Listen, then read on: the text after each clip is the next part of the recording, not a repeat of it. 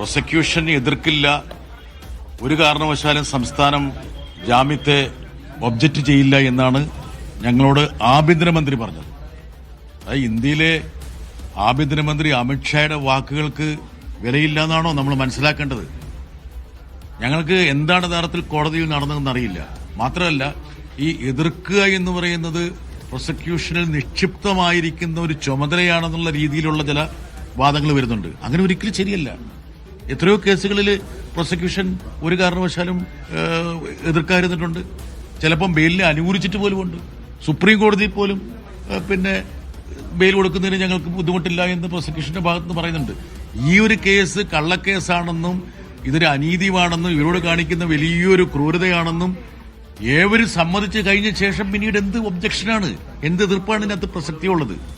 എന്തായാലും കോടതിയുടെ പക്കലിരിക്കുന്ന ഒരു കേസാണ്. ഏതാനും മണിക്കൂറുകൾക്കുള്ളിൽ നാളെ കൊണ്ട് തന്നെ ഇത് സംബന്ധിച്ചൊരു തീരുമാനം വരും എന്നുള്ള പ്രതീക്ഷയിൽ പ്രിയംപ്റ്റ് ചെയ്തിട്ട് ഒരു മുൻവിധിയുടെ അടിസ്ഥാനത്തിൽ ഒന്നും പറയാൻ ഉദ്ദേശിക്കുന്നില്ല.